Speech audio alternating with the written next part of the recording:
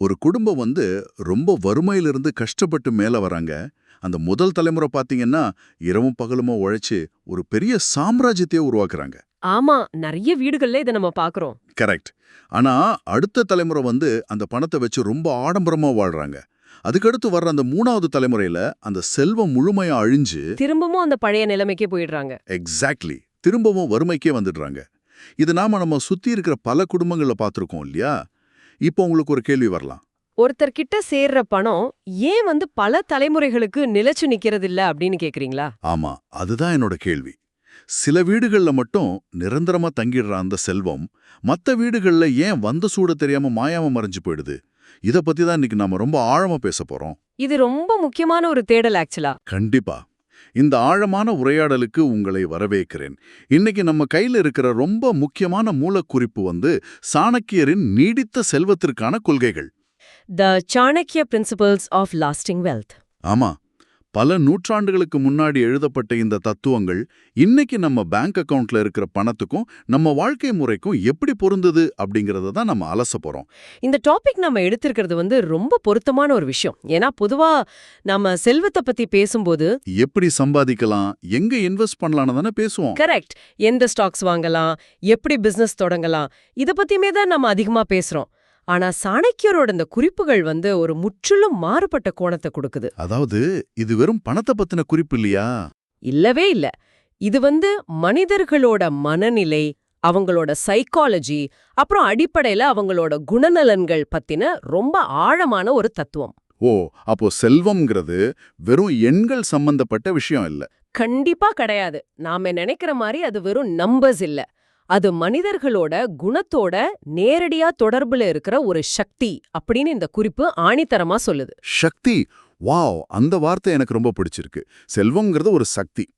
சரி, செல்வம் ஏன் நிலைச்சு நிக்குதுன்னு பாக்கறதுக்கு முன்னாடி அது ஏன் நம்மள விட்டு விலகி போகுதுன்னு புரிஞ்சுக்கணுமா? ஆமா, இந்த குறிப்புல நான் படிச்ச ஒரு விஷயம் என்ன ரொம்ப யோசிக்க வச்சது. அதாவது எந்த குணங்கள் பணத்தை விலகச் செய்து அப்படின்னு சாணக்கியர் ஒரு பட்டியல் போடுறார். அது ரொம்ப சுவாரஸ்யமான ஒரு பகுதி. இத படிக்கும்போது எனக்கு என்ன தோணுச்சுன்னா, நாம வீட்ல பயன்படுத்துற கொசு விரட்டி தான் ஞாபகத்துக்கு வந்துச்சு. கொசு விரட்டியா? எப்படி சொல்றீங்க? அதாவது நம்ம கிட்ட இருக்கிற சில குறிப்பிட்ட எதிர்மறையான குணங்கள் ஒரு வெல்த் ரிப்பலண்ட் மாதிரி, அதாவது ஒரு செல்வ விரட்டி மாதிரி செயல்பட்டு பணத்தை நம்ம கிட்ட இருந்து அடிச்சு துரத்துதுன்னு சாணக்கியர் சொல்றாரா? அந்த உதாரணம் ரொம்ப கச்சிதமா பொருந்தது. ஆக்சுவலா கொசு விரட்டி எப்படி கண்ணுக்கு தெரியாத ஒரு வாசனையை வெளியிட்டு கொசுக்களை அண்ட விடாம பண்ணுதோ அதே போலதான் நம்ம குணங்களும் பணத்தை நெருங்க விடாம பண்ணுது. எக்ஸாக்ட்லி. சாணக்கியர் இத ரொம்ப தெளிவா விளக்குறாரு. பணம்ங்கிறது தானாகவே அழிஞ்சு போற ஒரு பொருள் கிடையாது. ஓ, அப்ப பணம் நம்ம குணத்துக்கு ஏத்த மாதிரி ரியாக்ட் பண்ணுதா? ஆமா, மனிதர்களோட குணாதிசயங்களுக்கு ஏத்த மாதிரி எதிர்வினை ஆற்றக்கூடிய ஒரு விஷயம்தான் பணம். ஒருத்தர்கிட்ட பணம் வரும்போது அது வெறுமனே காகிதமாவோ இல்ல தங்கமாவோ மட்டும் வரதில்ல. வேற எப்படி வருது? அது கூடவே ஒரு மிகப்பெரிய தேர்வையும், அதாவது ஒரு டெஸ்டையும் கொண்டு வருது. ஒரு நிமிஷம். பணம் நம்மள சோதிக்குதுன்னு சொல்றீங்களா? அது எப்படி சாத்தியம்? பணங்கிறது நம்ம தேவைகளை பூர்த்தி செய்யற ஒரு கருவி தானே? கருவிதான், ஆனா அது ஒரு பூதக்கண்ணாடி மாதிரி, ஒரு மேக்னிஃபைங் கிளாஸ் மாதிரி செயல்படுற ஒரு கருவி. அதாவது உள்ளத பெருசாக்கி காட்டுமா? கரெக்ட். உங்ககிட்ட ஏற்கனவே என்ன குணம் இருக்கோ அதை அப்படியே பெருசாக்கி காட்டுறது தான் பணத்தோட வேலையே. உதாரணத்துக்கு ஒருத்தருக்குள்ள லேசான அகங்காரம் இல்ல ஈகோ இருக்குன்னு வச்சுக்குவோம். சரி. அவர்கிட்ட பணம் இல்லாத வரைக்கும் அந்த ஈகோ பெரிய அளவுல வெளியே தெரியாது. ஆனா கையில பணம் சேர்ந்த உடனே அந்த ஈகோ பல மடங்கா வளரும் இல்லையா? ஆமா, 100 மடங்கா வளரும். சாணக்கியரோட குறிப்புகள்ல இந்த அகங்காரம், சோம்பேறித்தனம், அப்புறம் பணத்தின் மேல இருக்கிற அலட்சியம், இதெல்லாம் தான் மிகப்பெரிய செல்வ விரட்டிகள்னு சொல்றாரு. ஆமா, ஒரு மனிதனுக்கு ஈகோ வந்துருச்சுன்னா அவன் மத்தவங்களோட அட்வைஸ கேட்கறத நிறுத்திடுவான். தான் செய்யறது மட்டுமே சரின்னு நினைப்பான். கரெக்ட். இதனால என்னாகும்? தவறான முடிவுகளை எடுப்பான், தேவையில்லாத ரிஸ்க் எடுப்பான். கடைசியில என்ன ஆகும்? அந்த பணத்தை மொத்தமா இழந்துடுவான். நீங்க சொல்றத பாக்கும்போது நாம பணத்தை தேடி எவ்ளோ கஷ்டப்பட்டு ஓடுறோமோ அதே அளவு கஷ்டப்பட்டு நம்மளோட கெட்ட பழக்கங்கள் அந்த பணத்தை வெளியே தள்ளிக்கிட்டே இருக்கு. ஆமா, வீட்டின் பின்பக்க கதவு வழியா வெளியே தள்ளிக்கிட்டே இருக்கு அப்படின்னு நல்லா புரியுது. ஆனா இப்போ எனக்கு ஒரு மிகப்பெரிய சந்தேகம் வருது. நான் கொஞ்சம் ஓப்பனாவே கேக்குறேன். கேளுங்க, என்ன சந்தேகம்? இப்போ நிஜ உலகத்தை பாருங்க. எந்த அறநெறியும் இல்லாம ரொம்ப பெரிய ஈகோ இருக்கிற, மத்தவங்கள ரொம்ப மோசமா நடத்துற பல தொழிலதிபர்கள் இன்னிக்கும் கோடீஸ்வரர்களா தான் இருக்காங்க. அதானே உங்க கேள்வி? ஆமா, குறுக்கு வழியில சம்பாதிச்ச பலர்கிட்ட பணம் கொட்டி கிடக்கு. அப்போ சாணக்கியரோட இந்த தத்துவம் வந்து பிராக்டிக்கலா செட் ஆகாத வெறும் தியரி தானா? இது ஆக்சுவலா ரொம்ப அருமையான கேள்வி. இத நம்ம கொஞ்சம் நுட்பமா புரிஞ்சுக்கணும். சாணக்கியர் வந்து பணத்தை ஈட்டுறத பத்தி மட்டும் பேசல. ஓ, செல்வத்தை நிலைநிறுத்துறத பத்தி பேசுறாரா? Exactly, sustaining wealth. நீங்க சொல்ற அந்த நபர்கள் கிட்ட இப்போ பணம் இருக்கலாம். ஆனா அறநெறியற்ற வழிகள்ல வர்ற பணம் வந்து ஒரு ஷார்ட் டேர்ம் விஷயம்தான். அது நிரந்தரமான செல்வம் கிடையாது. அப்படியா? ஆனா அவங்க ரொம்ப வருஷமா பணக்காரங்களா இருக்காங்களே. வெளிய பார்க்க அப்படி தெரியும். ஆனா குறுக்கு வழியில வர்ற பணம் எப்பவுமே ஒருவித பயத்தையும் பாதுகாப்பற்ற தன்மையோ தன்னோடவே கொண்டு வரும். அந்த பணத்தை தக்க வச்சுக்க அவங்க தொடர்ந்து தப்பு பண்ணிக்கிட்டே இருக்கணும் இல்லையா? கரெக்ட். சட்ட விரோதமான, மனசாட்சிக்கு விரோதமான வேலைகளை செஞ்சுக்கிட்டே இருக்கணும். இது வந்து ஒரு முடிவில்லாத போராட்டம். வரலாற்றை எடுத்து பாருங்க. அப்படிப்பட்டவங்களோட செல்வம் அவங்க வாழ்நாளிலேயே அழிஞ்சு போன எத்தனையோ உதாரணங்கள் இருக்கு. ஆமா, நிறைய நியூஸ்ல கூட பாக்குறோம். இல்லனா கூட அடுத்த தலைமுறைக்கு அந்த செல்வம் போகும்போது எந்த அடிப்படை ஒடுக்கமும் இல்லாத அந்த வாரிசுகள் அந்த மொத்த பணத்தையும் சில வருஷங்களே அழிச்சிடுவாங்க. ஆமா. அதனாலதான் சாணக்கியர் சொல்றது வந்து தலைமுறை தலைமுறையா நிலைச்சு நிக்கிற உண்மையான செல்வத்தை பத்தி. சூப்பர். ஆக டெம்பரரியான கேஷ் ஃப்ளோக்கும் ஜெனரேஷனல் வெல்த்துக்கும் இருக்கிற வித்தியாசத்தை நாம புரிஞ்சுக்கணும். இது உண்மையிலே ரொம்ப தெளிவான ஒரு விளக்கம். கண்டிப்பா. அகங்காரமும் குறுக்கு வழியும் ஒரு கட்டத்துல அந்த பணத்தை விழுங்கிடும் அப்படிங்கிறது லாஜிக்கலா ரொம்ப சரியாவே படுது. சரி, இப்போ நெகட்டிவ் குணங்கள் எப்படி ஒரு செல்வ விரட்டியா செயல்பட்டு பணத்தை வெளியே தள்ளுதுன்னு பார்த்துட்டோம். இப்போ அடுத்த கட்டத்துக்கு போலாமா? ஆமா, இந்த ஓட்டையை அடைச்சிட்டா மட்டும் செல்வம் தங்கிடுமா? அந்த செல்வத்தை ஒரு இடத்துல கட்டி போடுற நற்குணங்கள் என்னென்ன? சாணக்கியர் வந்து 3 முக்கியமான தூண்களை குறிப்பிடுறாரு. உழைப்பு, ஒழுக்கம், அப்புறம் சேமிப்பு. ஆமா, இந்த 3ம் தான் செல்வத்தை நிலைநிறுத்துற அஸ்திவாரம்.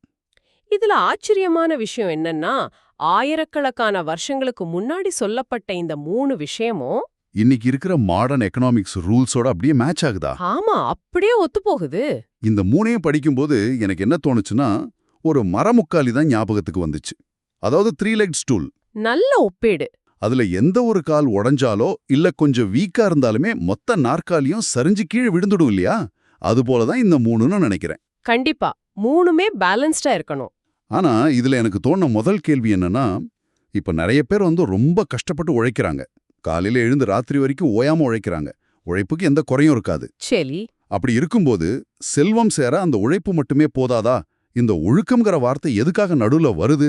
இத நாம ஒரு வண்டியோட செயல்பாட்டோட ஒப்பிட்டு பார்க்கலாம். நீங்க சொன்ன மாதிரி உழைப்புங்கிறது ஒரு வண்டியோட இன்ஜின் மாதிரி. Okay, engine. நீங்க எவ்ளோ கடினமா உழைக்கிறீங்களோ அவ்ளோ குதிரைத்திறன், அதாவது ஹார்ஸ் பவர் கொண்ட இன்ஜின் உங்ககிட்ட இருக்குன்னு அர்த்தம்.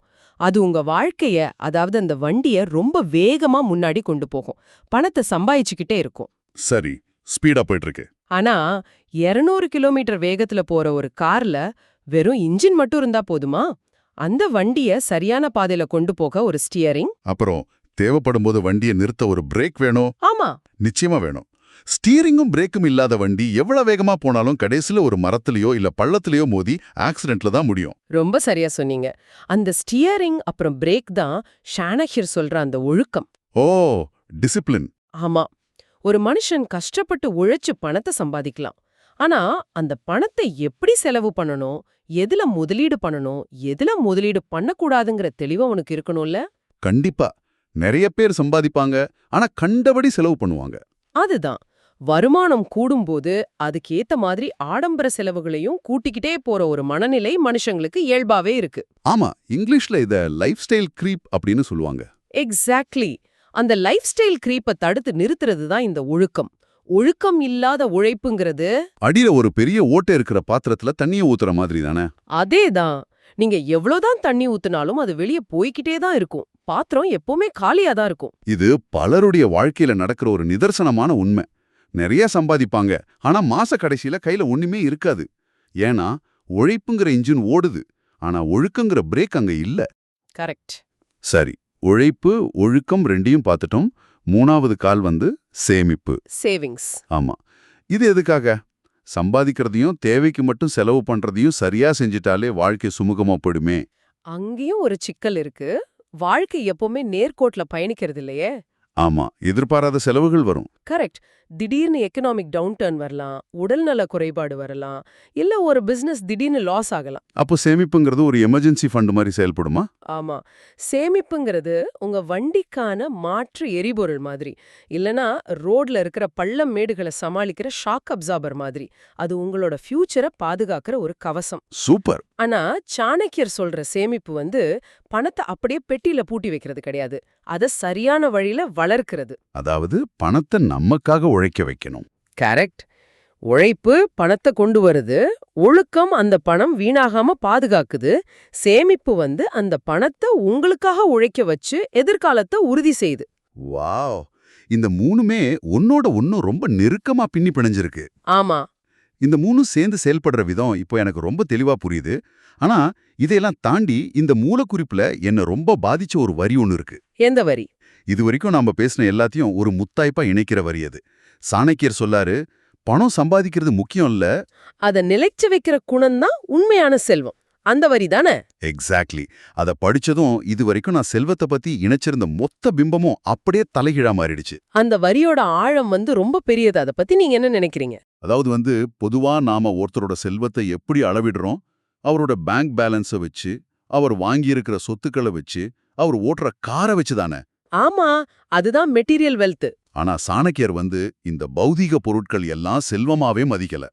அவர் ஒரு மனிதனுடைய அகப்பண்ப, அவனுடைய குணத்தையே செல்வமா பார்க்கறாரு. கரெக்ட். நாம நெட்வொர்த்த செல்வமா பார்க்கறோம். ஆனா சாணக்கியரோ செல்ஃப் ஒர்த்த செல்வமா பார்க்கறாரு. இது எவ்வளோ பெரிய சிந்தனை மாற்றம் தெரியுமா? ரொம்ப சரியா புடிச்சிட்டீங்க. இதுதான் சாணக்கிய தத்துவத்தோட உச்சக்கட்டமே. பணத்தை ஈட்டுறதுங்கிறது ஒரு தற்காலிகமான செயல்தான். ஆமா, ஒரு லாட்டரி சீட்டு விழுந்தா கூட ஒருத்தருக்கு பணம் கிடைச்சிடும். இல்லனா ஒரு அதிர்ஷ்டம் அடிச்சா கூட வந்துரும். ஆனா அத தக்க வச்சுக்கிற அந்த குணத்தை வளர்த்துக்கிறது தான் ஒரு நிரந்தரமான சாதனை. அமெரிக்கால நடந்த ஒரு ரிசர்ச்ல என்ன கண்டுபிடிச்சிருக்காங்க தெரியுமா? என்னது? லாட்டரியில பல கோடிகளை ஜெயிச்சவங்கள சுமார் 70% மக்கள். 70%. ஆமா, 70% பேரு அடுத்த 5லிருந்து 7 வருஷத்துக்குள்ள அந்த பணத்தை முழுசா இழந்து திரும்பவும் கடனாளியா இருக்காங்க. நிஜமாவா? பல கோடிகள் கையில இருந்தும் அவங்க ஏன் திரும்பவும் வறுமைக்கே போகணும்? ஏன்னா அவங்களுக்கு பணங்கிற அந்த ஒரு ஈவெண்ட் நடந்துருச்சு. ஆனா அந்த பணத்தை ஹேண்டில் பண்ண தேவையான ஒழுக்கம், உழைப்பு, சேமிப்புங்கிற அந்த குணங்கள் அவங்க கிட்ட இல்ல. பணம் தானா வந்துச்சு, ஆனா குணம் தானா வராது இல்லையா? கண்டிப்பா வராது. அத நாம தான் செதுக்கணும். குணம்ங்கிறது வெறும் பண்பு மட்டும் கிடையாது. அதுவே மனிதனோட உண்மையான அழிக்க முடியாத சொத்து. ரொம்ப உண்மை. உங்ககிட்ட நற்குணம், பொறுமை, தொலைநோக்கு பார்வை இதெல்லாம் இருந்தா பணம் தானாவே உங்களை தேடி வரும். அதனாலதான் சாணக்கியர் பேங்க் பேலன்ஸை விட குணத்தை உயர்ந்த செல்வமா மதிப்பிடுறாரு. எல்லாம் பணத்தை இழந்தா திரும்ப சம்பாரிச்சுக்கலாம். எக்ஸாக்ட்லி. நீங்க பணத்தை இழந்தா உங்க வாழ்க்கையோட ஒரு பகுதியை மட்டும்தான் இழக்கிறீங்க. ஆனா அந்த பணத்தை திரும்ப சம்பாதிக்கிற குணத்தை நீங்க இழந்துட்டா எல்லாமே போச்சுன்னு அர்த்தம். ஆமா, நீங்க அனைத்தையுமே இழந்துட்டீங்கன்னு அர்த்தம். இதை விட தெளிவா இதை விளக்க முடியாது. ஆக நம்ம புரிஞ்சுக்க வேண்டிய உண்மையான பாடம் இதுதான். செல்வம்ங்கிறது நாம வச்சிருக்கிற ஒரு பொருள் கிடையாது. பின்ன செல்வம்ங்கிறது நாம எப்படிப்பட்ட மனிதரா இருக்கோம் அப்படிங்கிறது தான். நாம உள்ள எப்படி இருக்கோமோ அதுதான் வெளியும் ரிஃப்ளெக்ட் ஆகும். ரொம்ப அருமையான கன்க்ளூஷன். நாம இந்த தேடலோட இறுதி பகுதிக்கு வந்துட்டோம். இதுவரைக்கும் நம்ம பேசின இந்த சிந்தனைகளை எல்லாம் ஒன்னு திரட்டி பார்ப்போம். செல்வம் ஏன் சில வீடுகள்ல மட்டும் நிலைச்சு நிக்குதுங்கிற நம்ம முதல் கேள்விக்கான விட, அந்த வீட்டின் சதுர அடியிலயோ இல்ல அவங்க செய்யற பிசினஸ்லயோ இல்ல. ஆமா, அந்த வீட்ல வசிப்பவர்களோட குணத்துல தான் இருக்கு அப்படிங்கறத ரொம்ப தெளிவா புரிஞ்சுக்கிட்டோம். ஆமா, அகங்காரம், சோம்பேறித்தனம் மாதிரி பணத்தை விரட்டுற குணங்களை கண்டுபிடிச்சு அதை களைவது எவ்வளவு முக்கியம்னு பார்த்தோம். அதே போல செல்வத்தை தாங்கி பிடிக்கிற அந்த 3 தூண்களான உழைப்பு, ஒழுக்கம், சேமிப்பு, இதோட முக்கியத்துவத்தையும் ஆழமா பேசணும். வெறும் உழைப்பு மட்டும் போதாது, அத சரியான பாதையில கொண்டு போற ஒழுக்கமும் ஃபியூச்சரை பாதுகாக்கிற சேமிப்பும் சேர்ந்தே இருக்கணுங்கிறத தெரிஞ்சுக்கிட்டோம். எல்லாவற்றிற்கும் மேலா நாம சேர்க்கிற பணம் உண்மையான செல்வம் இல்ல, அந்த பணத்தை நிலைக்க வைக்கிற நம்மளோட நற்குணங்கள் தான் உண்மையான செல்வம் அப்படிங்கறத சாணக்கியரோட வரிகள் மூலமா உணர்ந்தோம். உண்மை. இதை இப்ப கேட்டுக்கிட்டு இருக்கிற உங்ககிட்ட நான் ஒரு நண்பனா ஒன்னு ஷேர் பண்ணிக்க விரும்புறேன்.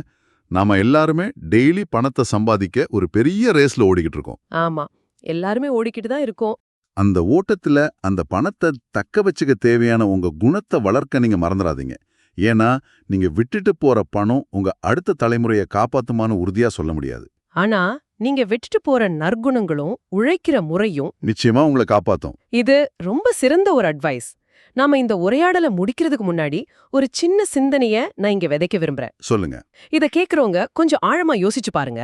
ஒருவேளை வாழ்க்கையில ஏதோ ஒரு துரதிர்ஷ்டவசமான சூழ்நிலையால இன்னைக்கு உங்ககிட்ட இருக்கிற ஒட்டுமொத்த பணத்தையும் சொத்துக்களையும் நீங்க இழந்துடுறீங்கன்னு வச்சுக்குவோம். பேங்க் பேலன்ஸ் 0 ஆயிடுச்சு. ஆமா. இப்போ நீங்க பயப்படணுமா? நிச்சயமா மனுஷ இயல்புக்கு கவலை வரும்தான். ஆனா நிரந்தரமான பயம் தேவையில்ல. ஏன் தேவையில்ல? ஏன்னா செல்வத்தை திரும்பவும் ஈர்க்கிற நிலைநிறுத்துற அந்த உயர்ந்த குணம் உங்களோடவே இருந்தா, எதை கண்டும் சோர்வடையாத உழைப்பு, கட்டுப்பாடு மிக்க ஒழுக்கம், சரியான திட்டமிடல் உங்ககிட்ட இருந்தா அந்த பணத்தை திரும்ப சம்பாதிச்சிடலாம். கண்டிப்பா நீங்க இழந்த செல்வத்தை முன்பை விட ரொம்ப எளிதாவும் வேகமாவும் உங்களால திரும்ப உருவாக்கிட முடியும். உங்களோட நேர்மையும் உழைக்கிற குணத்தையும் விட ஒரு பெரிய பாதுகாப்பான இன்சூரன்ஸ் வாழ்க்கையில வேற என்ன இருக்க முடியும்? வாவ். உங்க குணம்தான் உங்களோட மிகப்பெரிய காப்பீடு. அந்த சிந்தனை எவ்வளவு பெரிய நம்பிக்கையை தருது பாருங்க. எல்லாம் அழிஞ்சிட்டாலும் என்ன செதுக்குன அந்த வித்தை எனக்கு தெரியுங்கிற நம்பிக்கை இருந்தா நாம எதுக்கும் பயப்பட தேவையில்லை. கண்டிப்பா. ஒரு மனிதனோட உண்மையான இன்சூரன்ஸ் அவனோட குணமே தான். இத கொஞ்சம் ஆழமா சிந்திச்சு பாருங்க. பணத்தை தேடி ஓடுற அதே நேரத்துல உங்க உண்மையான செல்வமான உங்க குணத்தை செதுக்குற அந்த வேலையும் இன்னிக்கே தொடங்குங்க. இந்த ஆழமான தேடல்ல எங்களோட பயணிச்சதுக்கு நன்றி. மீண்டும் ஒரு சுவாரஸ்யமான டாபிக்கோட சந்திப்போம்.